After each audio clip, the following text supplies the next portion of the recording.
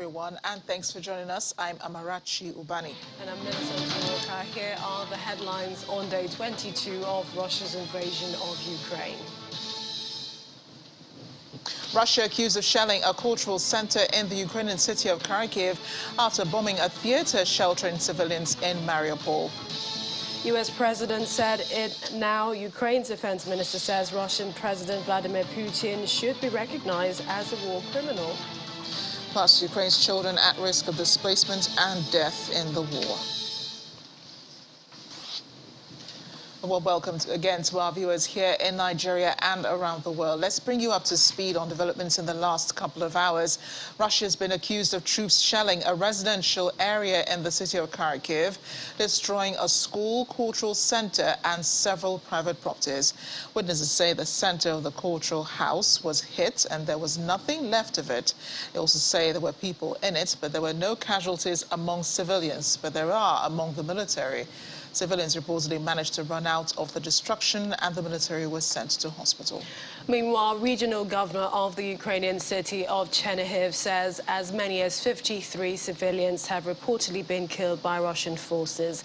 He said on Telegram today, the enemy continues systemic artillery and airstrikes on the regional center. They are destroying civilian infrastructure. We are suffering huge losses. 53 bodies of our citizens were delivered to the city morgues over the past day alone. He says local authorities are working to restore power, water and gas supplies to the parts of the city despite continued shelling. And in the world of diplomacy, Turkey's Foreign Minister Mevlut Cavusoglu says that the presidents of Russia and Ukraine could meet if conditions to resolve the conflict are within reach. He was addressing a news conference in the western city of Lviv with his Ukrainian counterpart, Dmytro Kuleba. He said both had agreed to focus their efforts on setting up a meeting between President Putin and President Zelensky, but it was necessary to prepare the groundwork for a meeting at the level of leaders as soon as possible. And we have already announced that we are ready to act as housekeeper for this. And this is coming as Russia denies it targeted a theater sheltering civilians in Mariupol. There's more on day 22 of Russia's invasion of Ukraine. Ukrainian officials believe the Russian forces' attack on the theater in Mariupol was deliberate. Satellite images from Maxar Technology, a private U.S. company, showed the word children in large Russian script painted on the ground outside the Red Roft Mariupol Drama Theater. The images were taken before Russian forces dropped a powerful bomb on the center, which was sheltering between 1,000 to 1,500 civilians at the time. Ukraine's foreign ministry says many people were trapped in the theater and accuses Russia of committing a war crime. It said the number of casualties was not yet known. Russia's foreign ministry denied the allegation it had bombed the theater, calling it a lie, repeating Kremlin denials that Russian forces have targeted civilians since the February the 24th invasion of Ukraine. There have been more attacks on civilian infrastructure and residential buildings in Volnovakha, Chernihiv, Kharkiv and Kherson, as captured by satellite images. The images showed captured before and after the attacks. Over in the Ukrainian capital, Kyiv, at least one person was killed and 3 wounded after the remains of a downed missile hit a residential building. Footage showed the aftermath with the exterior of the 16-story building damaged and apartments inside strewn with debris. Ukraine's emergency services were at the scene. They said they had evacuated residents and had put out a fire. Meanwhile, the mood in Kyiv is becoming increasingly tense as Mayor Vitaly Klitschko imposed a 35-hour long curfew from Tuesday night.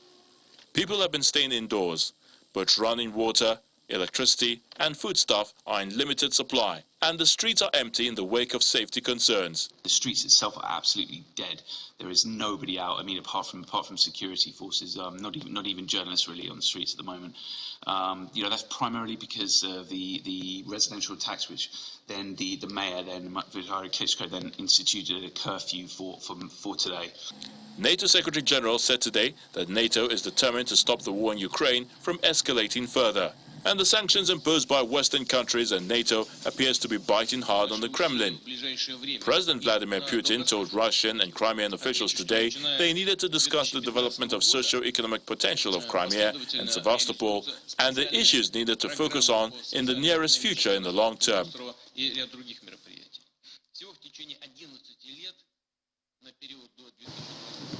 The VOA's Anna Chernikova joins us now from the Western Ukraine. Anna, great to see you, and thanks again for all your reporting. But let's begin with reports from Mariupol and how most of the people sheltered in the theater that was hit are still alive today. The Ukrainian government says it believes the theater was targeted. Have there been more targeted attacks like that on Mariupol? Well, yeah, it was a shock yesterday. It came as a shock to all Ukrainians, I'm pretty sure to the whole world, the attack on the drama theater in Mariupol. It was definitely targeted attack because it was written children in Russian, especially for the purposes that this shelter would not be attacked. Thank God, it seems that for now there are no reports on the casualties, so hopefully everyone alive, at least evacuation is going on and people are getting out from the shelter, from the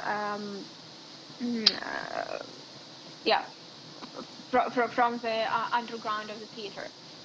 If we talk about Mariupol, I think that most of the major attacks were targeted. If we talk about, if we just remind ourselves about the maternity hospital, all the civilian areas, for Ukrainians and for people, there is not even a question if it was targeted or not, because all these places were completely destroyed.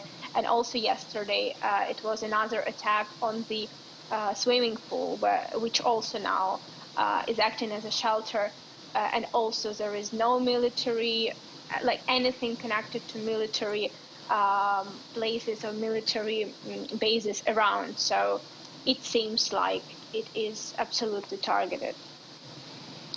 And Anna, there were more attacks in more cities overnight, Chernihiv, Kharkiv, even in Kyiv, yet the Ukrainian authorities say Russian advancement has stalled. Help us understand this. This is true.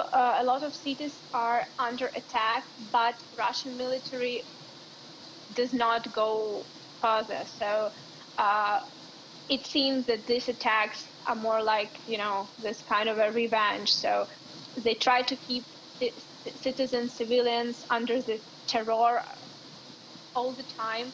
So starting from 5 o'clock in the morning, for example, if we talk about Kyiv, the shelling begins, and people, they are scared, of course, but they do understand that this is, a certain tactic just to make it, scare in the air.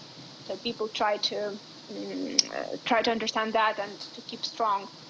Chernihiv, similar situation. More than 50 people were killed in the past day and in the past 24 hours, and also mostly civilian areas were targeted. Mariupol under 24/7 attack, and even evacuation is happening under the shelling. Kharkiv, unfortunately, the same. So they do not proceed. Russian forces do not proceed in any of the directions, but they continue to shell the towns in different regions, just to keep this, terror feeling in the air. So essentially, humanitarian corridors are still open in Mariupol and a few other cities. Yes, 9 corridors are open today, from Kyiv region, Kharkiv region, Mariupol, including, so there are 9 of them from different parts of the regions. Unfortunately, again, if we talk about Mariupol, the bus, like the vehicles, the Ukrainian government vehicles with the first aid and humanitarian aid are still not allowed by Russian forces in, so they are under attack and they cannot move into the city. However, more than 30,000 people were able to get out from town in the past couple of days with their private cars. So at least this is working, and people are heading from Mariupol to Zaporizhia. The road is partly mined, so Ukrainian armed forces only allow the movement during the day. During the night, people have to stay on the road and sleep over in the cars to wait until the morning. That sounds pretty dangerous, Anna, having to stay on the road and not knowing, when the next missile might hit. But there have also been discussions, Anna, the negotiations have been going on for the past few days, and a Turkish foreign minister today spoke about possible talks between President Putin and President Zelensky. We've talked about this before, the possibility of that happening, but there's been no invitation by either side for any such discussion, right? Yes, not yet. According to Ukrainian government, the negotiations are very active at the moment, and it seems that they have certain map on how they're gonna get to the ceasefire agreement. From Ukrainian side, the most important question now is the territory. So they have certain according again to what we know, they have certain points on how the territorial question should be finalized. Also about future future security of the country, and according to the latest information, in either a couple of days or over the week, it might be the final document. So after this final document is ready, we could expect the meeting of the presidents. And everyone's looking forward to it. Hopefully this would be. Hopefully. And everyone's looking forward to a ceasefire, a stop in the military operations that Russia has started in Ukraine. President Zelensky praised the editor who upheld, that protest sign during the live broadcast in Russia. It was a show of support which has been, highlighted by President Zelensky and some other countries praising the bravery, of this editor. But she faces a possible jail term. Have Ukrainians thought about, her actions, and are they concerned about her future? We have different thoughts. So within the countries, there are different thoughts on this action. Some people, from the first moment when this happened, some people were actually surprised of what she's done. Really, it's a brave action, especially taking into consideration the situation in Russia and in Russian media. But there is information that she was actually out of custody, out of this pre-jail procedure, and she was just fined. And this information was kind of, a little provocative for Ukrainians. So Ukrainians think it was just, a planned action that she did, and it was kind of not really a protest. So we'll see if she is actually in jail and she would be arrested, then obviously it's, a huge question to the independent voice in Russia. But according to the latest information, at least what I've heard and read from official sources, that she is now not in jail. She just was fined with a certain amount. Yeah, she was concerned about, what could happen to her. But Anna, President Zelensky also says Ukraine will not join NATO, and that's taken a bit, off President Putin's worries. But negotiations are still on. So what else is on the table? The most important for Ukraine now, as I already mentioned, is future security of the country. And as President Zelensky said, it could be something else other than NATO. So, as we know from the official sources, again, it might be another organization within, so with Ukraine and other countries, which would be acting as the security, team for Ukraine and for other countries as well. So I think that it should be a decision on a new organization, security organization. But of course, Ukraine would not want to repeat the Budapest Memorandum story. Yeah, that when in 2014, Ukrainian territory was occupied by Russian forces. This agreement didn't work as it was supposed to, according to the site. So I think that they will try to agree on another organization, which actually would be also a security group for Ukraine and maybe other countries. And again, the main question is territories and this future security of the country, because Ukraine understands that even if this part of the war is over, the danger is still remain. Thank you, Anna, as we continue to follow the developments. Anna Chernikova, VOA correspondent, joining us from Ukraine. Thanks again. In the meantime, the United States President Joe Biden has announced $1 billion in new security help and the development of longer-range weapons for Ukraine. The cash includes $200 million allocated over the weekend and $800 million in new funds from an aid package approved last week by Congress. Indeed, the announcement comes just right before President Joe Biden, comes after President Biden called openly President Vladimir Putin a war criminal. The Kremlin has reacted, calling the comment unforgivable and insisting the war in Ukraine is going according to plan. In fact, spokesperson of the Kremlin, Dmitry Peskov, called Biden's statements unacceptable and unforgivable rhetoric on the part of the head of state, whose bombs, he says, have killed hundreds of thousands of people around the world.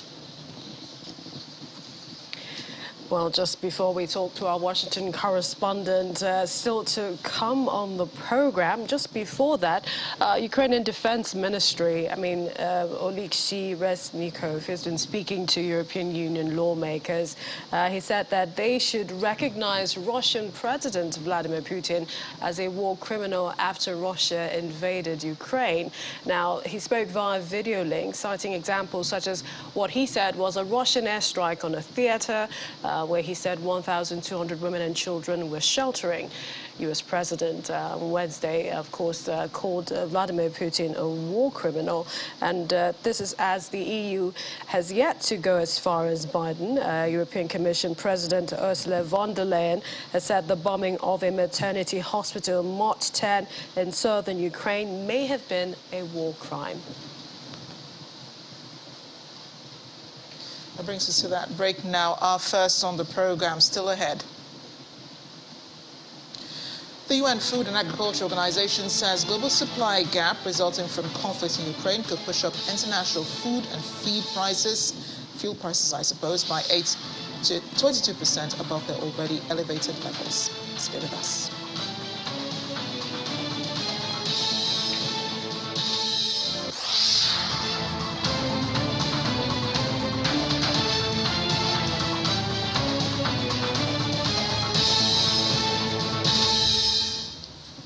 Before the break, we were talking about President Joe Biden calling Russian President Vladimir Putin a war criminal, and the Ukrainian defense minister equally towing the same line. But let's bring in our correspondent in Washington. Maria Birch has been standing by for us. Maria, President Biden has been put on this moral pedestal before, and even while this war's been going on, are Americans just as shocked as some other parts of the world that he called President Putin a war criminal?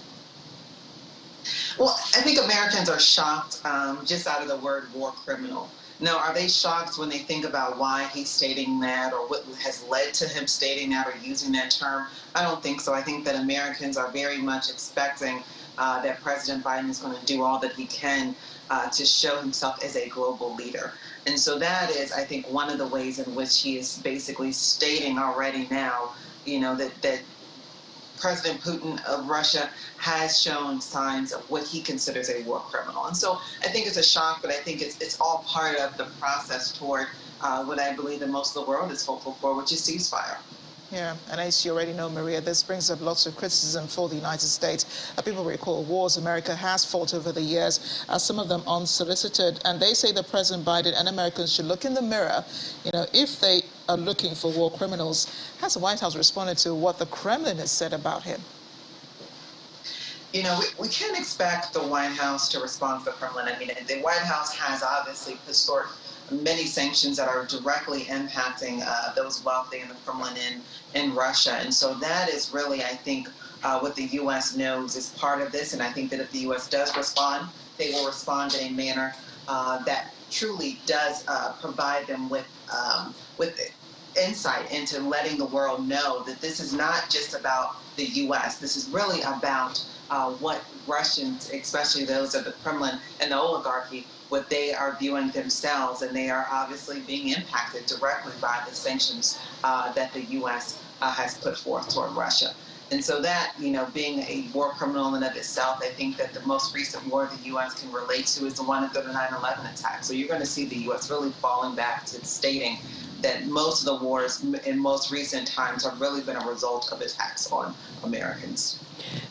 Maria, how is President Biden's rating back home? This is amid supporting Ukraine in this war. Yes, it's clear that this war is one that for those NATO allies, the NATO allies are ones that the U.S. has said they will support. And so I believe that the U.S. is looking to find ways to continue to support those. We know that Poland is directly impacted at this time, having the largest number of refugees there in Poland from Ukraine. And so, the U.S. is going to try to continue to find ways to support. The question, though, is how much on-the-ground support is the U.S. going to be able to provide? The U.S. has been very limited in the actual ground support. They've been very instrumental in the financial support and obviously those weaponries for the war, but they have not been able to really put boots on the ground. And so if NATO is going to come out directly, those NATO allies are going to come out directly and request that the U.S. put more boots on the ground, I think that's when the U.S. will be put up against the wall to really see how they can respond. Maria, Secretary of Defense Austin Lloyd was in Slovakia today, where he promised support for the fellow NATO member.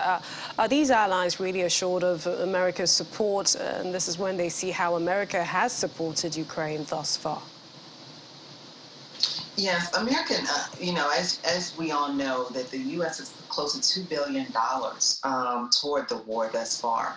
And when you look at really how they plan to spend the funds, we know that they have looked at potentially giving close to $800 million in just weaponry. They've kind of looked at the type of weaponry that is needed to actually support the war.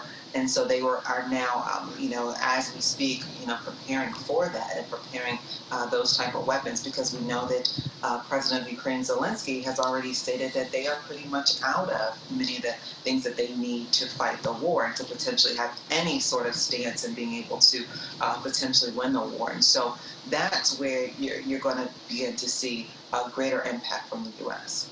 And also during his speech, President Zelensky yesterday to Congress, he was asking for new packages of sanctions every week. How practicable is this? Is the U.S. looking to impose more sanctions against Russia?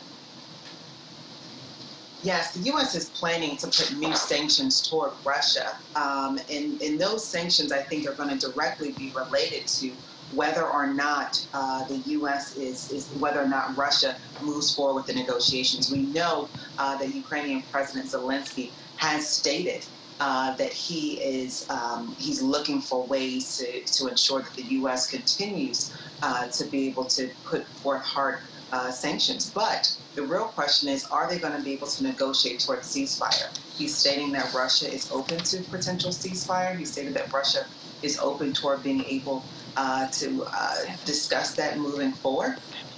And so if that happens, then I think that the U.S. will begin to, you'll see them falling back, and you might not see as many sanctions in the coming days. Maria, thanks again for speaking to us. And I know that there will be more developments in the coming days regarding the war in Ukraine, and hopefully, most likely, a U.S. response to developments on the ground. Maria Bird from Washington.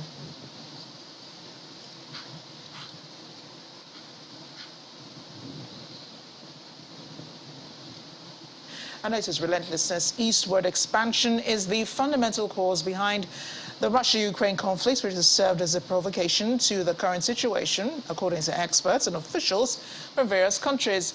At an online seminar organized by an anti-war league in Canada, experts and officials from around the world shared their views on the ongoing Ukraine crisis. Many said that the North Atlantic Treaty Organization has continued to push further east and expanded despite previous assurances to the contrary.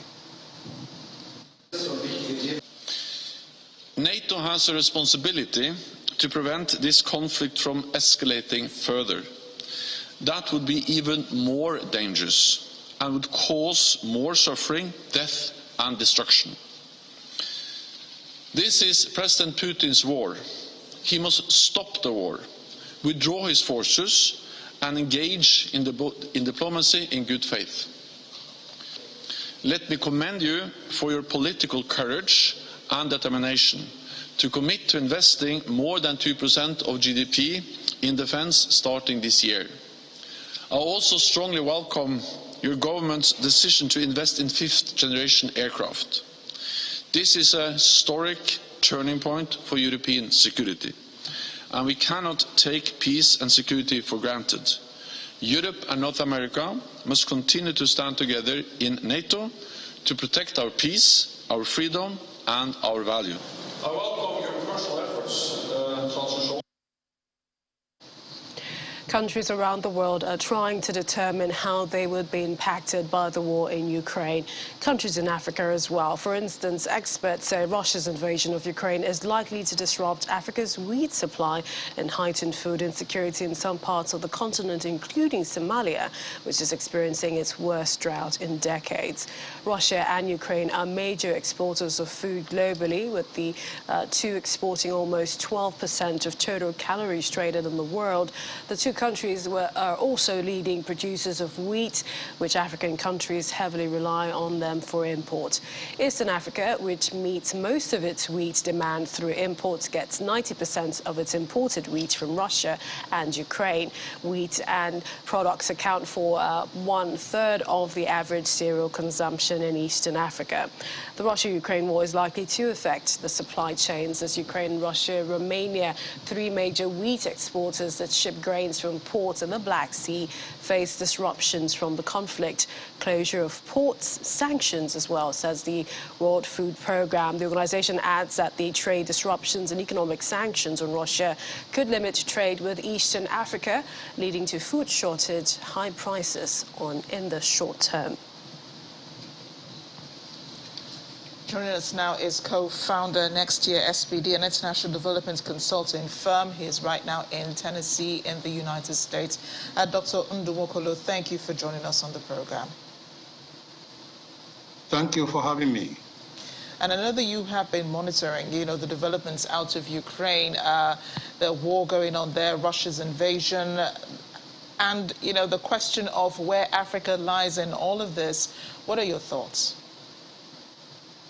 First, I think it brings a challenge to Africa, both positive challenges and negative challenges, but it depends on how Africa decides to take it.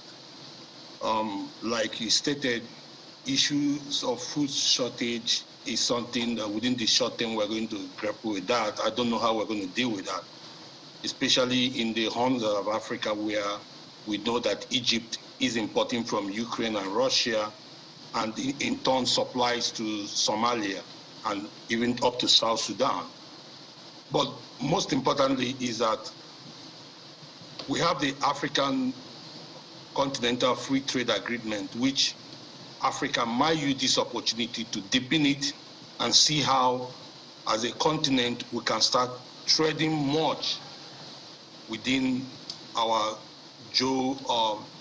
geographical boundaries and be able to have a borderless Africa where people trade among themselves. I think that might be an opportunity for us if we can cash in on it. Again, my other thinking is that in terms of peace in Africa, it might be an opportunity for us to say, okay, Russia within the last 5 years has played a significant role in terms of mercenaries that it supplies to Africa. Will these mercenaries go back to Russia to fight and allow us to deal with our issues ourselves? We are yet to deal with that, because if you look at what is happening, some African leaders, especially where you have autocratic leaders who don't want to leave power, love Putin because Putin is an example of who they want to be. So they want to remain in power, so they want to support whatever thing that Putin is doing. You find out that about 17 of them absented from voting during the last time during the UN vote on Russia invasion of Ukraine. So there are a lot of mix and match things that we need to look at. And when you're talking about the mercenaries in Africa, I suppose you're referring to Mali, where the United States accused, the U.S. as well as some other countries have accused Russia of sending mercenaries to, which hasn't been proven anyway. But again, you mentioned, security, and that's where we're headed, because much of the insurgency in this part of the world, sub-Saharan Africa, has been attributed to the war in Libya. What could come out of what's going on in Ukraine right now? First, there are two ways to it. Europe and Northern America are going to look towards Ukraine. It means it's going to lead to a reduction in the international aid we get in Africa. That is very obvious. So most of their commitment is going to go towards that side, and it's going to affect us. Countries like France that ordinarily would have mobilized, or because of their post-colonial colonial attachment to Francophone countries, always mobilize support and aid to these African countries, are more likely to look towards Ukraine. It's going to affect the help we will be getting around that area. But in terms of mercenaries, no matter how Russia tries to deny it, everybody knows that the Wagner group is a Russian mercenary group. And the state of Russia supports them, even though they always deny it. But some of them are friends and associates of President Putin. So we all know that. So even how they try to deny it, we all know that it's true. And that's why you find countries like Mali and Central African Republic, they all absented from voting against Russia during the UN vote against Russian invasion of Ukraine. But most importantly, in terms of security, that's why a lot of people were saying there's a kind of a double standard, that if the West did not invade Libya, probably the small and light weapons that we see today flowing into the Sahel wouldn't that be as much as it was, because of the role played by Colonel Gaddafi. The exit of Gaddafi has shown us that the West didn't think through what they did. So now we are suffering with that. So what is happening, it might shape up a lot of things in Africa. First, the war, what I don't know is that, because everybody knows that the supply of most of these arms are coming from Russia and most of the Eastern Europe. Would there be a reduction in supply of small and light weapons into Africa? That is yet to be understood. But I think it's going to shape a lot of things in Africa in time to come. Also, Dr. Nwokolo, talking about Mali, some experts is saying that Mali appears to be caught between Russia and Ukraine. Pro-Russian sentiment has gradually increased in Africa. And looking at the partnerships that, African countries have with Russia, some have said that Africa, some countries should not be aligned at this time. What do you think? When Western countries or the West supply arms to you, it comes with a lot of conditionalities. If we remember in 2015, a lot of people will say that President Goodluck lost the election because the West refused to sell arms to him. And part of what they claimed for not selling arms to him was that probably President Goodluck was going to use the arms to, there were going to be a lot of collateral damage. There were a lot of, I don't want to say governance issues, but a lot of conditionalities were tied to why arms were not given to him to fight Boko Haram. But flip it on the side of Russia. Russia can sell arms to you without those conditionalities, just like China would deal with you without any of those conditionalities. So you find out that most African countries where you have strong leaders that don't want to leave power, where you have military regimes that want to extend their stays, they look towards Russia and China to get arms, and they will get those arms without conditionalities. So obviously, with what is happening, your enemy's enemy is your enemy, and your enemy's friend is your enemy. So they're gonna go the way of Russia just to make sure they support Russia, knowing that Russia for now is their friend. So they have to support whoever supports them. Do you think that Russia, with the economic, the economic balance shifting right now in the world, do you think that Russia might be looking to Africa, for some of those, socio-economic support it had received from Europe and, the other parts of the West? I don't know. It depends on what Africa doesn't. What much do we have apart from untapped natural resources? So, in terms of support, I don't know the much support Africa could give to Russia unless we're going to supply human beings to go and fight alongside them. That's the but only thing at the beginning, you said that it depends on how Africa takes it, the initiative. Yeah, it depends on. For an instance, I'll give you an instance. We can turn it around and it works for us. I'll give you an instance. In terms of fossil energy, the European Parliament or European Union, sometime September last year, banned all banks from funding fossil energies around the world, energy infrastructure that has to do with fossil. So now that they are struggling because they want to get out of anything that connects them to Russia, in terms of Russia holding them to ransom because of natural gas.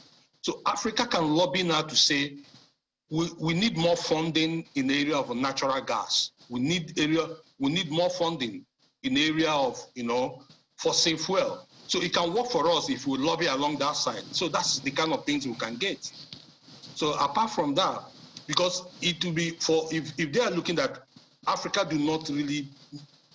it's not really a big threat to them. The West can decide to ask their funders to fund more natural resource exploration in Africa than what we have here. I think these are the kind of things we can get out of this war. Apart from that, the other things we can get are being able to look at those determining factors that we were overlooking, especially trading amongst ourselves, and ask ourselves, where in Africa can we actually start growing wheat? How do we trade among ourselves? What is it about this war that we benefit from? So that's where I think Africa can look into more and then be able to exploit the opportunity and make something out of it. So in the end, Dr. Nwokolo, what is the worst that can come out of this conflict in Ukraine? I'm sure you're already seeing, the shift in global politics and the, the geopolitical alignments that are going on already. Well, for now, my thinking is that the war will stretch for a bit wide. Maybe there'll be a ceasefire, but the economic sanctions on Russia is going to go for a very long time. So Russia, in turn, might start allying with a lot of other countries, especially Africa, to see whether they can get trade partners. But remember that the West will come hard on these African countries. So it depends on what you want to do, who you want to ally with, what are you going to benefit from allying with whichever country you want to ally with. So either way you go to, you have to actually look at your pros and cons before you go that way. But also, when we look at everything, who do you think should take responsibility for the war? In my head, I want to say that diplomacy would have sorted most of these things out. I really don't want to say that it's Russia, but if you look at it in terms of percentage, you could say Russia should take 60%, the West should take 40%. And we'll leave it at that. Indeed. Thank you so much. Thank you, Dr. Mokolo. It's been a real pleasure speaking with you. Thank you. You're welcome. When we return, children play tug-of-war, other games at a newly set-up play area inside a temporary accommodation for refugees from Ukraine in Poland's biggest city. Please stay with us.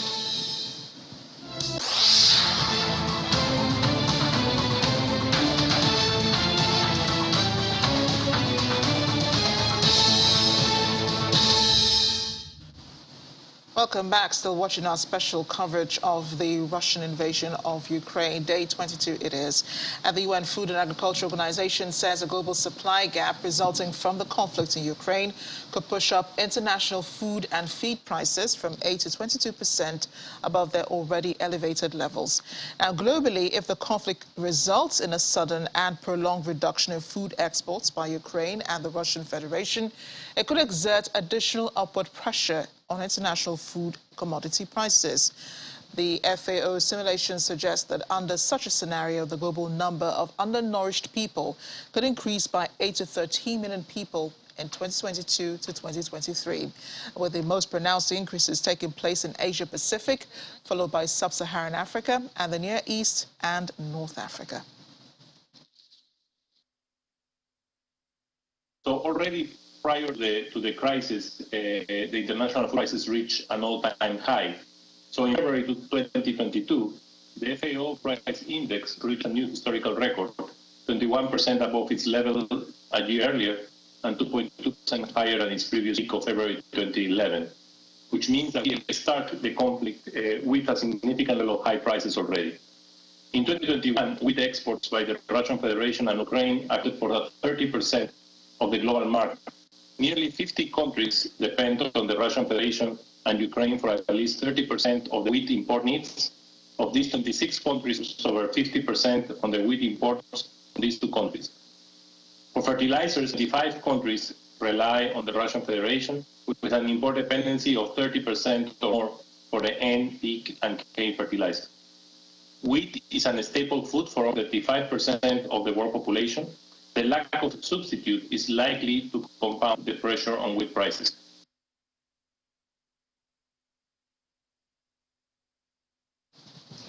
According to UNICEF, almost 1 child per second in Ukraine is becoming a refugee of war.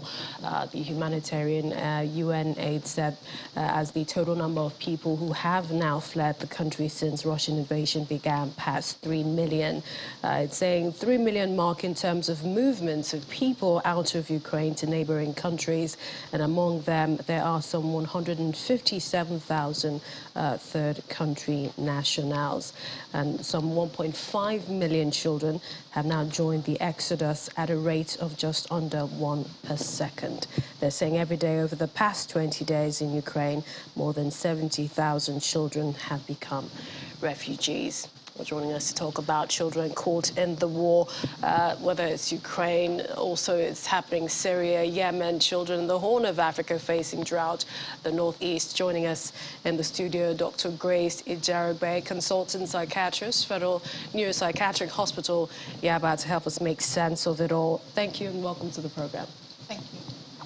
First, you've been seeing pictures, videos, this invasion. You've been seeing women and children mostly caught up in any war.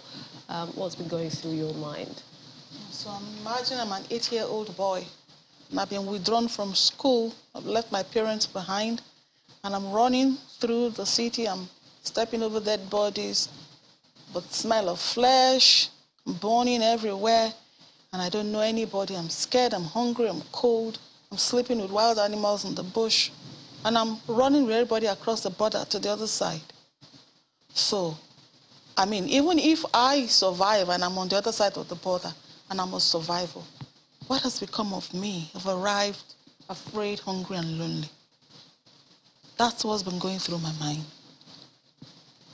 Extremely intense. I mean, how do you describe what the child is feeling? So for this child that has come out here, what meets him at the other end extremely determines what will shape his life henceforth. If he comes across refugees who are also in this boat with him and that's all he has, then there's problem ahead. If there are people who are going to rescue him and help him, put him in shelter, then he may have a better life.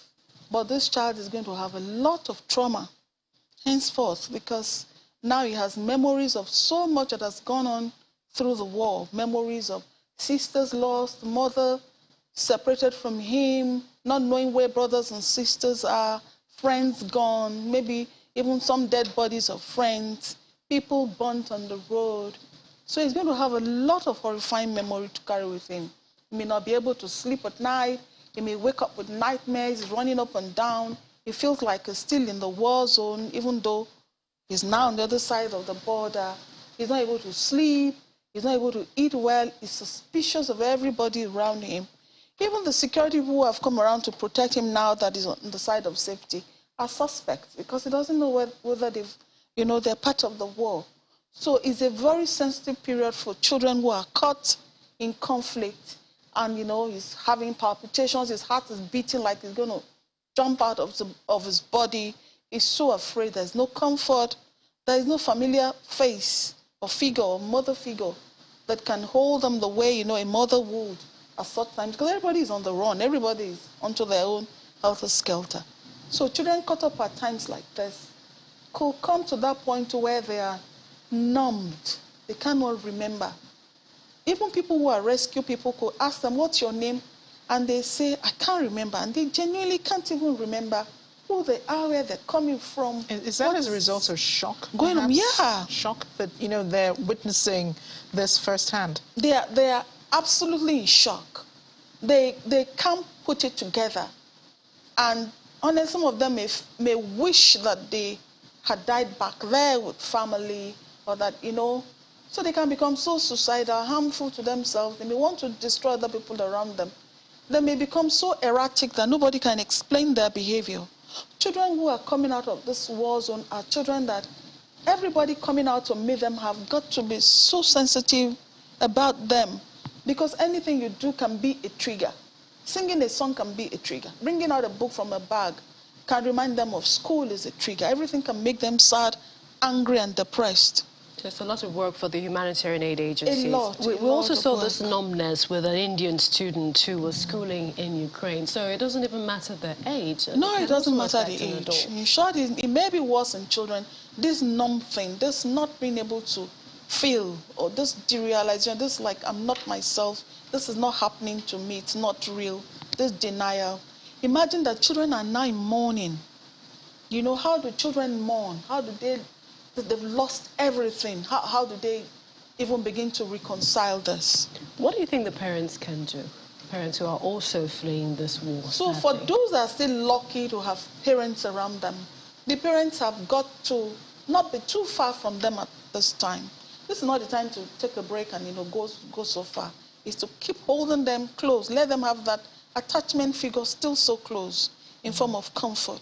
Those that don't have parents must have people who are like parental figures who can be around them and provide that comfort. This is not the time to be cynical and say, oh, you don't remember your name, what do you mean? Because they're not lying. Or they are hearing voice, they're having hallucinatory experiences and saying, I can hear my father or I can hear my brother. To be so understanding and to be so comforting and supporting. Would it also be true for children who, many families were separated by this war. Mothers had to pick up the kids and pick up whatever they could to run across the border. Yeah. Fathers had to stay back to fight in the war. What sort of picture do you think that these children have in their minds about, who their fathers are or the roles that their parents have played in this crisis? These are children who will be forever broken because they've had to leave a part of their life behind and they do not know whether they will survive. Imagine going over all those dead bodies on the road. They are wondering, maybe my father is like that now. Maybe my brother is like that now, who's old enough to fight the war. So honestly, it's not going to be easy. And they may actually, in truth, never be reunited with those people that they have left behind. Yeah, that's a possibility. But then these children do grow. You know, time does take its toll. Yeah. How do they turn out to be as adults? If they don't have a lot of support, if they don't go through therapy, people who support them and, you know, actually help them to mend and, you know, be right again, then these children could grow up very cruel. They could become very callous. They could become very wicked. They could be very angry without boundaries. You know, sometimes when we're angry, we know what we're angry with. But they're angry at everything around. They want to destroy everything around them. They could start burning houses, getting involved in arson, running riots around the place, playing a lot of miscreant, destroying things that you can't even explain. Why would you destroy this? And they have no explanation. They just are volatile. So we are looking at I'm hearing millions and hundreds of thousands. And I'm like, all these people are going to be out there in the next 10, 15 years because there's no way aid will be able to cope with mending this number of children who are going to be out there. So bound to leave a permanent scar. But I want to ask you, because, I mean, my 7-year-old asked me that there is a war going on, Mom. Why is it going on? Why can't they settle? I mean, these are also children in other parts of the world wondering why this war is happening. What do you tell them? The truth sometimes, that all of us do not know why this has come to be. Because in the world at times, you know, people fight, there's conflict at times. But what will be more important to tell them is what they are to be doing now, how they are to be, what their reflections are going to be. Many of these children running around now were not even prepared for this war. They just woke up one day, we were pulling them out of school and everybody was on the run because it broke out it met them almost suddenly. So we need to prepare their mind when there's war, when there's separation. What do you do as a child? What are your expectations? What hope can we give children projecting forward? How can we empower them to survive a war so that they come out at the other end, they're stronger, they're prepared, and, you know, they are more emotionally ready to deal with the fallout of everything that is going on around them. We appreciate your time. Thank you so much, Dr. Grace Ijaragbe, consultant psychiatrist, Federal Neuropsychiatric Hospital, Yaba. Thank you for joining us on the program. Thank you, sir.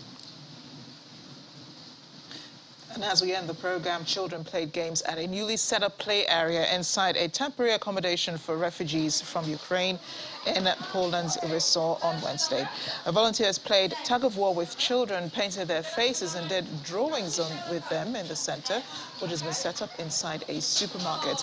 3 weeks into the invasion, there are some signs of the exodus of people from Ukraine is slowing, although tens of thousands of people are arriving daily in what has become Europe's fastest-growing refugee crisis since World War II.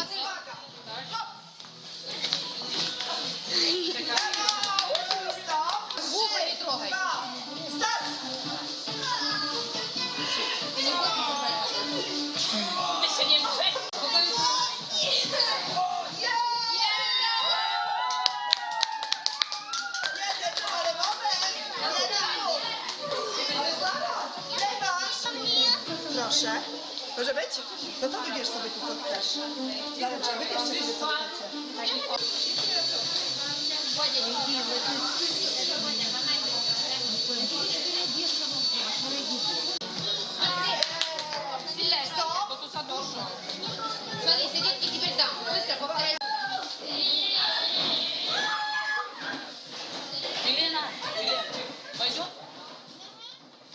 I guess that helps them momentarily forget about the war and what they have been through. Yes, indeed. Well, that's our show this evening. Thank you for watching. I'm Millicent Walker. And I'm Amarachi.